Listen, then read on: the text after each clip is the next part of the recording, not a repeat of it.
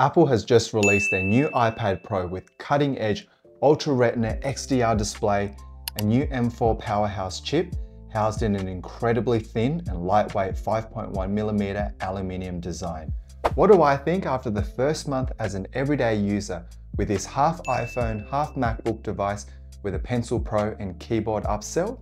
Most of the reviews I've seen so far have been overwhelmingly positive. So for 1 month, I'm going to be completely switching over from a computer to really understand and get the full experience of this new iPad and tell you guys what I truly think after selling an arm, leg, and half a kidney just to afford it. On the topic of affordability, I just want to start off by telling you guys that if you get the iPad Pro, you're probably also going to need the pencil and the keyboard if you really want to maximize the use and the performance. Adding the Magic Keyboard more than doubles its weight and thickness to 1.2 kilograms or 2.6 pounds, similar to the MacBook Air. At least it doesn't come with a brick charger like the MacBook Pro. That thing was huge. There's no doubt Apple have shocked many with a super slim and light design, which does feel amazing and comfortable in the hand, and tries to give a MacBook-like experience when combined with the Magic Keyboard. Given it's 5 credit cards thick, I do have some concerns about durability and long-term warping, so I have been more gentle carrying it around. I feel like at this point, there's really no point going any thinner, or else Apple's really going to have to rebrand this thing as the iPad Paper. Luckily, the reduced thickness also translates directly to a much lighter device, which is where the benefits really lie. You can see it does sit really comfortably in your hands, so you can really hold it for longer periods without any issues. Having such a light and high resolution device in my hand really feels like I'm living 10 years into the future. The Magic Keyboard is made from aluminium. It's quiet with a really light indenture, responsive, and makes key presses feel really smooth and buttery. It's not much difference to the MacBook keyboards if you're familiar with them, especially with this year's edition of the function shortcuts at the top, giving quick control to things like volume and brightness. I definitely recommend one if you're looking at doing some serious work, because the on-screen keyboard is just a shockingly clunky experience, which I don't know how anyone can enjoy. Just look at how much screen real estate this thing takes up. No thank you. Luckily, the trackpad doesn't have this issue. It's large, but not overpowering, has a consistent feel with the rest of the body, but it's slightly smoother. There's 2 cameras on the back, a 12 megapixel wide and 5x digital zoom lens, which also capture up to 4K ProRes video at 60 frames per second. You do lose the ultra wide this generation, but I don't think that many people will care. What is even the point of having a back camera aside from spying on someone while you're pretending to do work anyway? Another welcome difference is the front camera relocation to the landscape edge, which follows the laptop design, making so much more sense for video calls. Something groundbreaking with the new iPad is a new tandem OLED display, essentially using a dual layer screen for extra, well, everything. Watching 4K video, HD photos and gaming is an incredible experience. As everyone rightly points out, the screen appears brightly lit and vibrant. The contrast between dark and light elements is astounding. Blacks are deep and white colors are well highlighted. The screen also has a 120Hz refresh rate, packed with high resolution for super smooth motion, especially on a smaller screen. You get realistic details in images with precise highlights. When looking at animals, for example, I can see the smallest detail as small as each fur, and you get more accurate reflections, so it's really good for viewing landscape photography too. All on board the iSpaceship. Buckle up and enjoy a wild trip through the universe. I know that most of the reviews out there on this display at the moment is overwhelmingly positive, and mine included. I would have to agree that I do think that the display is amazing. But just to ground the hype back into reality a little bit, I do think it's only marginally better than the previous iPad Pro and also the MacBook Pro. By the way, I also reviewed that, so if you're keen, link in the description below. So depending on how nice or new your current display is, you may not be as blown away. I mean, it's not like we're going from cathode to LCD, so just remember that it's all incremental unless your device is a few years old. On a brighter side, it is easier to view content in direct sunlight with the increased peak brightness combined with the nano texture display upsell, which reduces glare. I decided to opt out of this because everything was just getting too expensive. And that's what I would say is the biggest downside of the new iPad Pro. It's just upsell on top of upsell after all of the upgrades and peripherals. I had to eat grass for 2 weeks just to recover. The 13-inch Pro starts at $1,300, an extra $200 for cellular, $130 for the Pencil Pro, and $350 for the Magic Keyboard. For the Nano texture glass, you'll be adding another $100, but it's only available on the 1 and 2 terabyte versions, which also cost a few $100s more. I also didn't need the 1 terabyte plus models, which would have costed even more. And after a side-by-side comparison of the Nano texture glass in store, the screen does appear a bit more dull with reduced contrast and sharpness, so you do have to make that trade-off, but it might be worth it if you're constantly using it near bright windows or under intense lighting. What's not dull though is a 4-speaker audio, which a lot of people have been saying doesn't sound as dense because of physics. But I disagree. It's very similar to the MacBook Pro and heading towards a portable speaker quality. I mean, for such a light and thin device, the sound quality is surprisingly good. So well done, Apple. But you have to try it out for yourself. Let me know what you think in the comment section below. The biggest of all hardware upgrade this year is Apple's new M4 chip. So let's put the performance to the test and really experience it across a different range of scenarios. Running multiple applications is a breeze with the Stage Manager multitask setting. Have multiple tabs open in Safari, play games whilst even throwing on a 4K video in the background.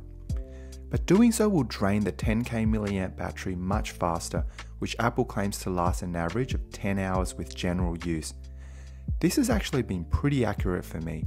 I've been getting between 6 to 10 hours screen time every day, using between 50 to 100% battery life across a huge range of applications. What I find drains the battery the most was gaming. Running Diablo Immortal and Genshin Impact on max settings. Both have really amazing picture quality for a mobile app. With ray tracing, you get much better light, shadows, and reflections, making content look more realistic. All of this was achieved with a pretty low device load on Diablo, but max from 60 frames per second on Genshin Impact. You'll need an external controller if you're a serious gamer, which is going to be another upsell because the screen controls just feel a little bit awkward. You also get access to all the touch-type puzzle games in the iOS app that kids love, so be careful, because with a device as attractive as this thing, they are bound to get addicted.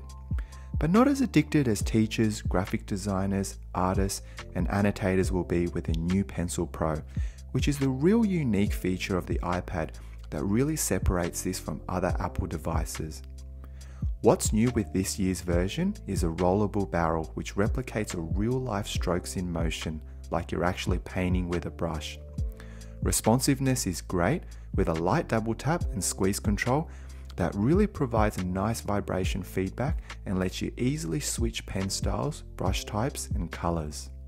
For video and photo editing, usually I'd be testing Adobe apps, but more recently, I've switched over to CapCut, which runs smoothly on the iPad, even when working with 4K video. There's no drops in playback quality, but the layout on the iOS application compared to a desktop version was just terrible.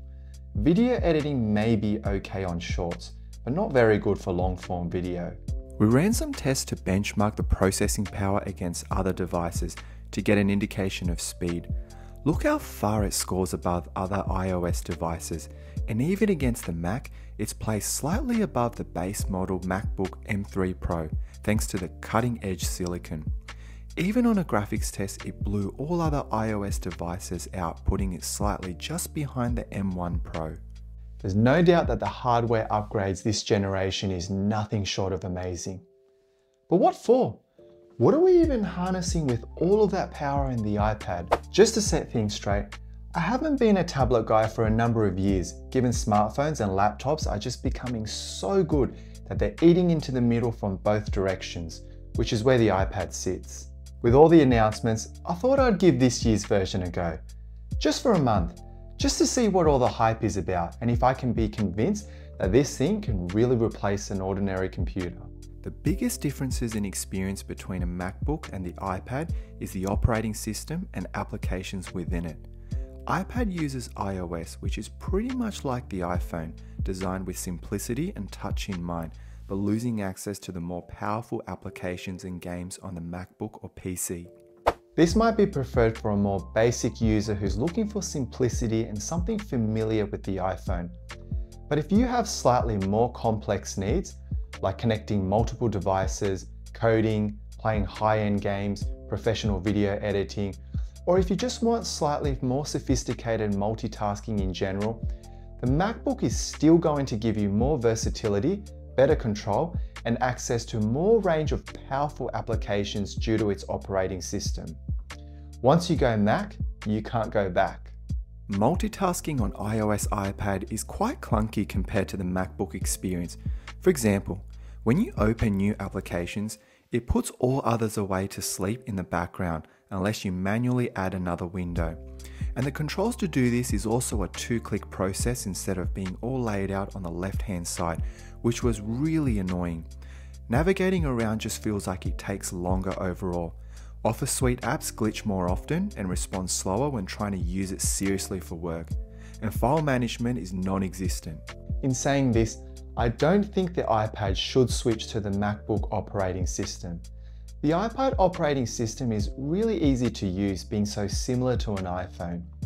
Its whole architecture is designed with touch in mind, and it doesn't have a steep learning curve. So it's really good and opens the doors for non-tech enthusiasts, people like in the younger and older generation. Given this device is not cheap and does cost a fortune, it'd be really interesting to try and run the Mac operating system on the iPad. But from an Apple product design standpoint, that would make it too similar to the MacBook Air and probably hurt its sales. I mean, why would you buy two devices that are practically the same?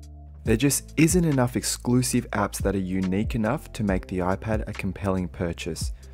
2024 WWDC also didn't reveal anything special coming to the iPad worth noting. Apple Intelligence is super exciting, I'd have to admit, but it's going to be accessible across most Apple devices. I'm keen to see if this opens up new and unique use cases that involve touch. I haven't had the best time with this for working since I find the laptop experience more productive, but for general browsing, watching videos and social media, the iPad is unmatched and more enjoyable to use, just freaking expensive. I think for most of you watching this channel, tech enthusiasts and professionals will feel the same. If you already have a high-end smartphone and laptop, you really don't need the iPad unless you have a specific need for the touch features like the pen. That's where I think the iPad has something serious to offer. For me, it's been a great leisure device, but not really good for some serious work. If you're a long-term iPad user who's adapted to the iOS operating system, this device is just exceptional. You'll be blown away by the new hardware and performance differences, especially if you're coming from a much older iPad. Well, it's been a fun month, and I hope this review has helped. Please leave a like and comment below to let me know what are your thoughts on Apple's newest iPad Pro.